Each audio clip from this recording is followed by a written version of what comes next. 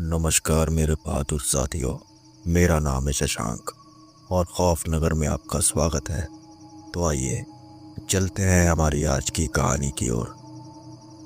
मैं अजय मैं अजय और मेरे 3 दोस्त समीर, फैज और राकेश एक बार गर्मी की छुट्टियों में पहाड़ों पर घूमने निकले थे। शहर की भागदौड़ से दूर हम सब ने सोचा था कि कुछ दिन प्राकृतिक खूबसूरती में बिताएंगे, ट्रैकिंग करेंगे, तस्वीरें खींचेंगे और शांति का मजा लेंगे। हम चारों कॉलेज के टाइम से ही बहुत अच्छे दोस्त थे, अक्सर ट्रिप प्लान करते ही रहते थे। लेकिन इस बार का प्लान थोड़ा अचानक ही बना। नेट पर सर्च करते हुए हमें एक छोटा सा हिल स्टेशन मिला जो बहुत ज़्यादा फेमस नहीं था, मगर तस्वीरें देखते ही हम सबको वो जगह अपनी ओर खींचने लगी। ऊंचे ऊंचे पहाड़, बीच से बहती नदी और चारों तरफ घने जंगल। हमें यही तो चाहिए था, भीड़ भाड़ से दूर, एकदम सुकून वाली जगह। हम दिल्ली से निकले और 2 दिन के सफ़र के बाद उस जगह पहुंचे। रास्ते भर हंसी मजाक, गाने और ताश के खेल चलते रहे। लेकिन जैसे ही पहाड़ों का इलाका शुरू हुआ, माहौल बदलने लगा। हवा ठंडी हो गई, आसमान पर बादल मंडराने लगे और चारों तरफ घने जंगलों का सन्नाटा छा गया। हम जिस जगह पहुंचे वो असल में एक बेहद छोटा और शांत गांव था। चारों तरफ ऊंचे ऊंचे पहाड़ थे और उनके बीच बसा ये गांव किसी पुरानी कहानी का हिस्सा लगता था। घर ज्यादातर लकड़ी के बने थे, जिनकी छतें बड़े बड़े काले पत्थरों से ढकी थी ताकि बरसात और बर्फ का भार झेल सके। गांव वालों ने साधारण ऊनी कपड़े पहने थे। उनके चेहरों पर एक अजीब सी गंभीरता थी, जैसे हर कोई अपने भीतर कोई राज छुपाए बैठा हो, क्योंकि हर किसी की आंखों में एक चौकन्नापन भी था। और हम जैसे ही गांव में दाखिल हुए, कई लोग रुककर हमें घूरने लगे। उनकी नजरें हमारे कपड़े और बैग्स पर टिक गई। शायद बाहर से आने वाले लोग यहाँ कम ही आते थे, इसलिए हमारी मौजूदगी उनके लिए असामान्य थी। उनकी चुप्पी और लगातार निगाहें हमें असहज कर रही थी। हमने एक बुजुर्ग से पूछा, दादा, यहाँ कोई ठहरने की जगह मिलेगी क्या?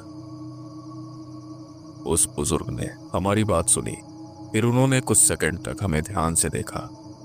आखिर उन्होंने अपनी उंगली से इशारा किया गांव के बीचों बीच बने एक ढाबे नुमा घर की ओर। वहां एक अधेड़ उम्र की औरत खड़ी थी। उसने हमें बिना ज्यादा सवाल किए कमरे दिलवा दिए। घर बिल्कुल साधारण था, लकड़ी की दीवारें और छोटे छोटे खिड़की दरवाजे, लेकिन अंदर सब कुछ साफ सुथरा और सलीके से रखा था। शाम ढलते ही हमने बाहर टहलने का मन बनाया।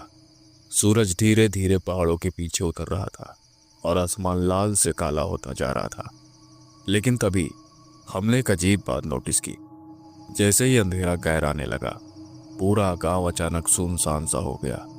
औरतें अपने अपने घरों के दरवाजे तेजी से बंद करने लगी। दरवाजों की ठक ठक की आवाज बार बार गूंज रही थी।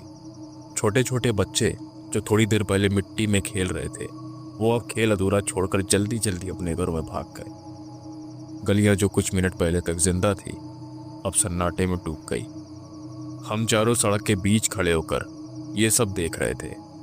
समीर ने थोड़ा हंसते हुए कहा, ये लोग ऐसे क्यों कर रहे हैं? क्या कोई भूत प्रेत का चक्कर है क्या? हम सब हंस पड़े, लेकिन वो हंसी हल्की और मजबूर थी। अंदर से मुझे भी एक अनजाना डर और बेचैनी घेरने लगी थी, जैसे इन खाली गलियों के पीछे कोई अदृश्य रहस्य छिपा हो।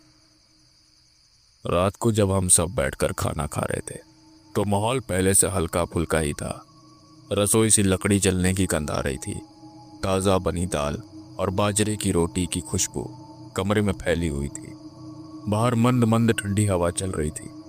हम चारों थके हुए थे, लेकिन हंसी मजाक करते हुए खाना खा रहे थे। फिर मैंने ढाबे वाले अंकल से मजाक में पूछ ही लिया, अंकल, आपके गांव में ऐसा क्यों है कि शाम ढलते ही सब घरों में कैद हो जाते हैं?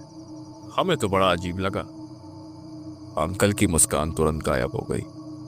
उनका चेहरा गंभीर हो गया और उन्होंने धीरे से चारों तरफ देखा, मानो कोई सुन तो नहीं रहा। फिर धीमी आवाज में बोले, ये जगह पुरानी है बेटा, बहुत पुरानी। यहाँ याक्षड़ी का वास है। उनके ये शब्द सुनकर कुछ सेकंड तक हम सब चुप रहे। हमारे बीच हल्की हंसी की लहर दौड़ी, लेकिन उस हंसी में पहले जैसी मस्ती नहीं थी। राकेश ने माहौल हल्का करने के लिए जोर से हंसते हुए कहा, ये सब अंधविश्वास है अंकल। भला आज के जमाने में ऐसी बातें कौन मानता है? भूत प्रेत औरतों की कहानियां तो बस बच्चों को डराने के लिए होती है। अंकल ने उसकी तरफ देखा, लेकिन उस नजर में ऐसा गुस्सा और चेतावनी थी कि राकेश की हंसी अचानक थम गई। उनकी आंखें सिकुड़ गई और चेहरे पर उभरी झुर्रियां मानो और गहरी हो गई। फिर वो ठोस लहजे में बोले, बेटा मजाक मत उड़ाओ, ये अक्षरी को बुलाना पड़ता है, और जो एक बार उसे बुला ले फिर उसकी जिंदगी कभी पहले जैसी नहीं रहती। वो हर वक्त हर जगह उसका पीछा करती है। जो देखा है वही कह रहा हूं। हम सब एक दूसरे का चेहरा देखने लगे। राकेश चुप हो गया, लेकिन समीर अब भी होठों पर हल्की मुस्कान दबाए बैठा था।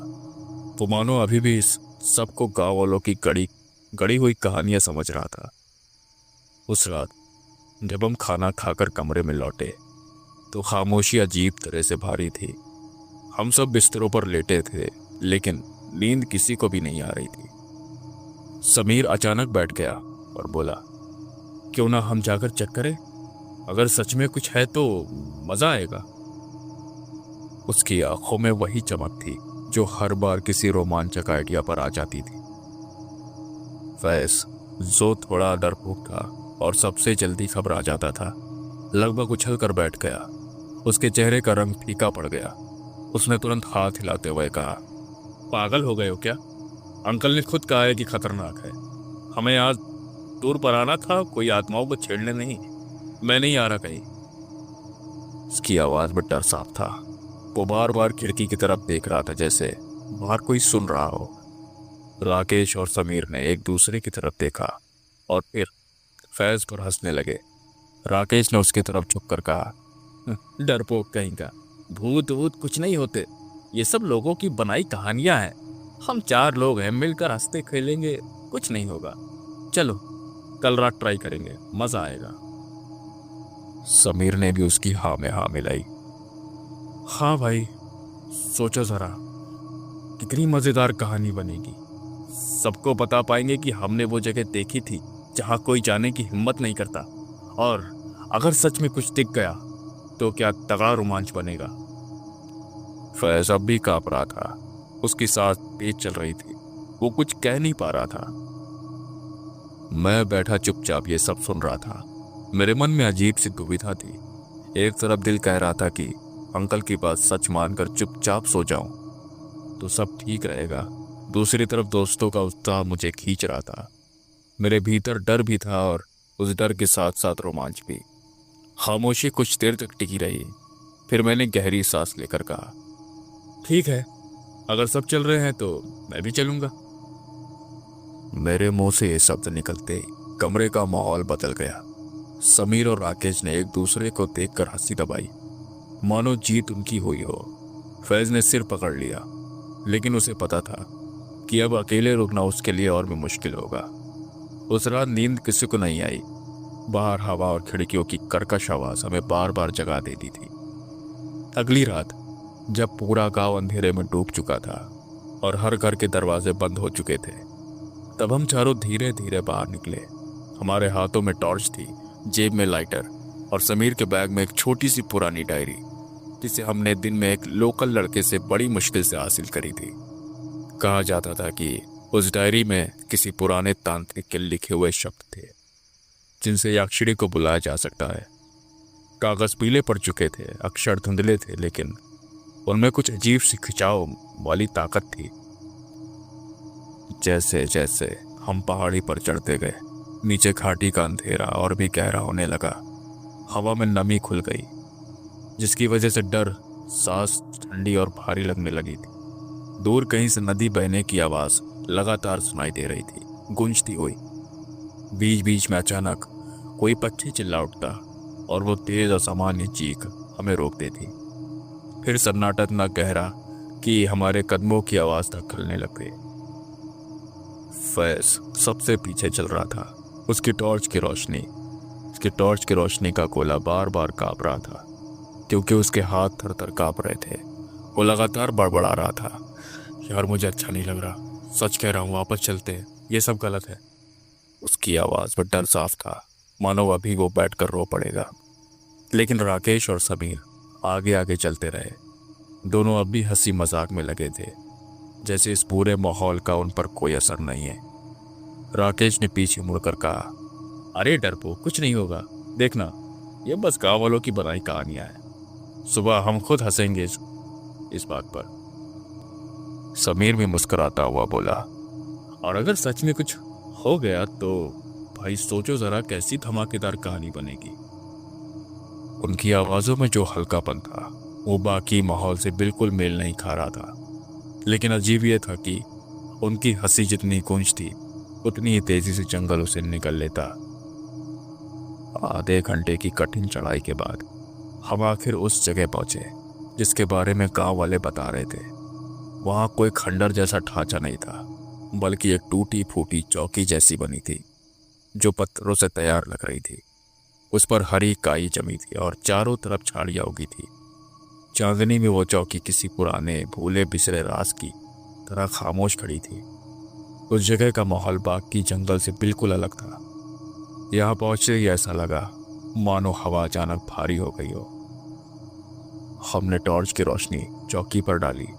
काई चमक रही थी और उस पर अजीब अजीब निशान बने थे जिन्हें पहचानना मुश्किल था। समीर ने अपने बैग से डायरी निकाली। जब उसने डायरी खोली तो उसमें हाथ से लिखे कुछ मंत्र दिखाई दिए। राकेश ने बेसब्री से कहा, चलो जल्दी पढ़ना शुरू करो। समीर के चेहरे पर वही शरारती मुस्कान थी। उसने टॉर्च अपने पास रखी और डायरी के पहले पन्ने से जोर से पढ़ना शुरू किया। और जैसे ही पहला शब्द उसकी जुबान से निकला, मुझे साफ महसूस हुआ कि अचानक हवा का रुख बदल गया। ठंडी हवा तेजी से बहने लगी। वो इतनी कड़वी और धारदार थी कि हमारे चेहरों तक को चुभ रही। हमारे हाथ कांपने लगे और टॉर्च की रोशनी भी अजीब तरह से झपकने लगी, जैसे कोई अदृश्य हाथ उसे बार बार बुझाने की कोशिश कर रहा हो। मैंने तुरंत कहा, बस करो, ये सही नहीं लग रहा। लेकिन समीर हंसते हुए आगे बढ़ता गया। उसकी आवाज हर शब्द के साथ और ऊंची होती जा रही थी और उसी के साथ हवा और तेज होती जा रही थी।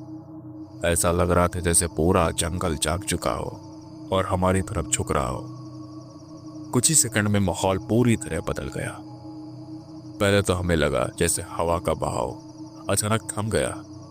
उसी पल बिना किसी वजह के चारों तरफ चमेली की तेज खुशबू फैल गई। वो खुशबू इतनी गहरी और तीखी थी कि सांस लेना मुश्किल हो रहा था। कुछ ही देर में हम सब का सिर भारी लगने लगा।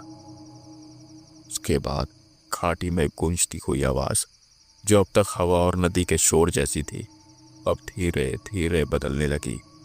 वो आवाज अब किसी औरत की हंसी जैसे सुनाई दे रही थी। शुरू में धीमी, फिर जैसे जैसे फैलती गई उसमें एक अजीब सा करारापन था। हंसी में मिठास थी, लेकिन वो मिठास इतनी नकली थी कि सुनते ही दिल सहम जाए। हम चारों के शरीर एकदम अकड़ गए। मेरी सांसें तेज चल रही थी। फैज ने डर के मारे मेरी बाह कसकर पकड़ ली। उसने कांपते हुए कहा, अजय अजय, ये क्या हो रहा है? मैंने जवाब देना चाहता था लेकिन दे नहीं पाया। अचानक पास की झाड़ियों से पायल की खनखनाहट सुनाई थी। वो आवाज इतनी साफ थी जैसे कोई औरत हमारे बिल्कुल पास ही चल रही हो। पायल की खनक हर कदम के साथ और करीब आती महसूस हो रही थी। हम सब ने एक साथ टॉर्च की रोशनी झाड़ियों पर डाली, लेकिन वहां कुछ भी नहीं था, बस हिलती हुई डालियां। मगर समीर की आंखों में अब भी जिद थी। वो जैसे नशे में हो वैसा मंत्र पढ़ता रहा। उसकी आवाज गूंज रही थी और उसकी गूंज के बीच हमें साफ साफ सुनाई दिया, किसने मुझे बुलाया है? वो आवाज इतनी नजदीक, इतनी असली थी कि हमारे रोंगटे खड़े हो गए। वो ना महिला की सामान्य आवाज थी, ना एक घाटी की गूंज। उसमें एक साथ मिठास और गुस्सा, भूख सब खुला हुआ था। उस पल हमें पहली बार यकीन हुआ कि हम सच में कुछ ऐसा जगा चुके हैं जिसे कभी छेड़ना ही नहीं चाहिए था। हम चारों बुरी तरह सहमे हुए थे। हमने इधर उधर देखा लेकिन कोई दिखाई नहीं दिया। ऐसा लग रहा था जैसे आवाजें और खुशबू हमारे चारों तरफ घूम रही हैं, पर दिख कुछ भी नहीं रहा। तभी अचानक राकेश बुरी तरह चिल्लाया। देखो, उधर कोई खड़ा है। फिर हम सब ने एक साथ उसकी उंगली की दिशा में नजर दौड़ाई और वहां देखते ही हमारे पैरों तले जमीन खिसक गई। थोड़ी दूर पर एक औरत जैसी आकृति खड़ी थी। उसका कद आसमानी रूप से बहुत लंबा था, लगभग ऐसा कि सिर्फ पेड़ों की डालियों को छू रहा हो। उसके खुले बाल रात की हवा में ऐसे लहरा रहे थे जैसे पानी के भीतर धीरे धीरे तैर रहे हो। पर सबसे डरावनी बात यह थी कि उसका चेहरा पूरी तरह से धुंधला था। हम सब ने हिम्मत करके टॉर्च की रोशनी उस आकृति पर डाली, लेकिन जैसे ही रोशनी उसके ऊपर पड़ी वो वहां से गायब हो गई। अचानक, बिना आवाज, बिना कोई हलचल, बस खाली जगह। हम सब का खून जैसे सूख गया। दिल इतनी तेज से धड़क रहा था कि लग रहा था छाती पर फट जाएगी। फैज की आंखों में आंसू छलकने लगे। मैंने कहा था ना ये मत करो, चलो यहाँ से, प्लीज चलो। उसकी हालत देखकर मैं भी कांप रहा था, लेकिन उससे भी ज्यादा डरावना था समीर का चेहरा। वो अचानक हंस पड़ा। उसकी हंसी अजीब थी, मानो सच में कोई खजाना मिल गया हो उसे। वाह, वो बोला, ये तो सच में मजा आ रहा है। उसकी आंखों में अब डर बिल्कुल नहीं था। वहां सिर्फ एक अजीब सा जुनून चमक रहा था, जैसे वो किसी नशे में डूब गया हो। उसकी सांसें तेज थी, होठ बार बार कांप रहे थे, जैसे वो उस अजीब ताकत को और बुलाना चाहता हो। और एक बार की अचानक से पहल की आवाज अलग अलग दिशाओं से आने लगी। आवाज इतनी नजदीक थी जैसे कोई हमारे बिल्कुल पास ही चल रहा हो। तभी राकेश अचानक चीखते हुए भागने लगा। हमारे पास समझने का वक्त ही नहीं था। बस उसकी परछाई अंधेरे में दौड़ती हुई दिखी और फिर कुछ ही सेकंड में वो गायब हो गया। राकेश, राकेश! हम तीनों एक साथ चिल्लाए, लेकिन चारों तरफ सन्नाटा। अब हम सिर्फ 3 लोग रह गए थे। हम नीचे उतरने की कोशिश करते रहे, लेकिन अजीब बात यह थी कि रास्ता बार बार बदल जाता था। जहां से ऊपर आए थे वही रास्ता दोबारा ढूंढने पर भी नहीं मिल रहा था।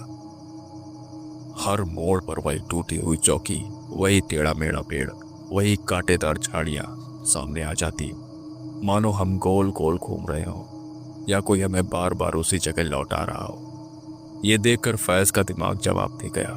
वो पागलों की तरह चिल्लाने और रोने लगा।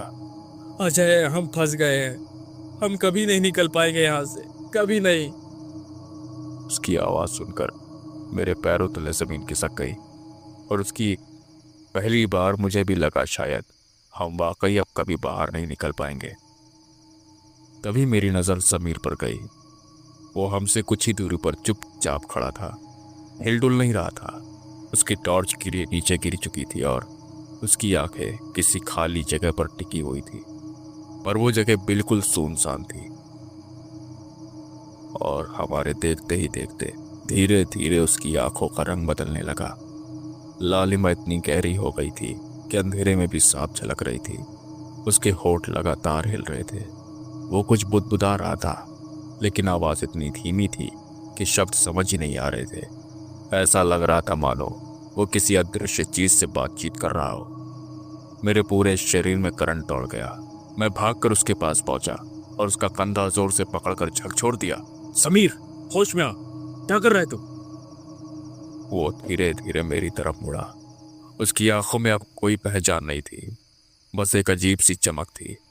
उसने बेहद ठंडी आवाज में कहा, वो मुझसे बात कर रही है। उसने कहा है कि मैं उसका हूं। उसके चेहरे के हाव भाव देखकर मेरी रूह कांप गई। ये अब वो समीर नहीं था जिसे मैं जानता था। अब उसमें कुछ और ही उतर चुका था। हम तीनों अब समझ चुके थे कि मामला अब हमारे बस से बाहर है। हम चाहे जितना भी भागे या छुपे, उस ताकत से बच पाना नामुमकिन है। तभी अचानक दूर खाटी से एक भारी सी आवाज उठी। किसी साधु के मंत्रोच्चारण जैसी गूंज हवा में फैलने लगी। वो आवाज इतनी गहरी और ताकतवर थी कि लगा जैसे पहाड़ की चट्टानें भी हिल रही हों। जैसे वो आवाज हमारे कानों में पड़ी, सब कुछ बदलने लगा। अब तक चारों तरफ गूंज रही पायल की खनखनाहट अचानक थम गई वो खुशबूदार चमेली की गंध भी पल भर में गायब हो गई। हवा का बहाव धीमा पड़ गया और जंगल का अंधेरा अब वैसा ही लगने लगा जैसा होना चाहिए था। समीर, जो अब तक किसी और की ताकत के कब्जे में था, अचानक जोर से कांपा और जमीन पर धड़ाम से गिर पड़ा। उसके चेहरे की अजीब चमक गायब हो गई थी और उसकी आंखें फिर से समान्य हो चुकी थी। थकी हुई, डरी हुई, वो बुरी तरह पसीने से भीगा था। कुछ ही देर बाद हमें झाड़ियों से एक आहट सुनाई थी। टॉर्च की रोशनी डाली तो देखा एक बुजुर्ग साधु लंबी चटाव और हाथ में त्रिशूलनुमा लाठी लिए हुए धीरे धीरे हमारी तरफ आ रहे थे। उन्होंने बिना कुछ पूछे हमें इशारे से अपने साथ चलने को कहा। हम सब वैसे ही उनके पीछे हो लिए। वो हमें सीधा नीचे गांव की ओर ले आए और वहां एक सुरक्षित जगह पर बैठाकर बोले, तुम लोगों ने बहुत बड़ी गलती की है। याक्षरी को बुलाना आसान है, लेकिन उसे रोकना किसी इंसान के बस की बात नहीं। वो किसी का भी रूप ले सकती है, किसी के भी दिमाग में समा सकती है। तुम्हारा दोस्त राकेश अब शायद कभी नहीं लौटे। उनकी इस बात को सुनकर हम सब सुन्न पड़ गए। हम अगले दिन ही गांव छोड़कर नीचे उतर आए। समीर अब भी चुप रहता था, कभी कभी रात को अचानक हंसने लगता। फैज अब तक उस रात का जिक्र करने से भी डरता था। और मैं आज भी जब भी अकेला होता हूँ, मेरे कानों में वही आवाज़ गूंजती है जिसने मेरे दोस्त को निगल दिया। दोस्तों, आज की कहानी में बस इतना ही। अगर आपको ये कहानी पसंद आई हो तो इस वीडियो को लाइक और चैनल को सब्सक्राइब ज़रूर करें। तो मिलते हैं आपसे अगली कहानी में। तब तक अपना ख्याल रखें और सुरक्षित रहें। नमस्कार।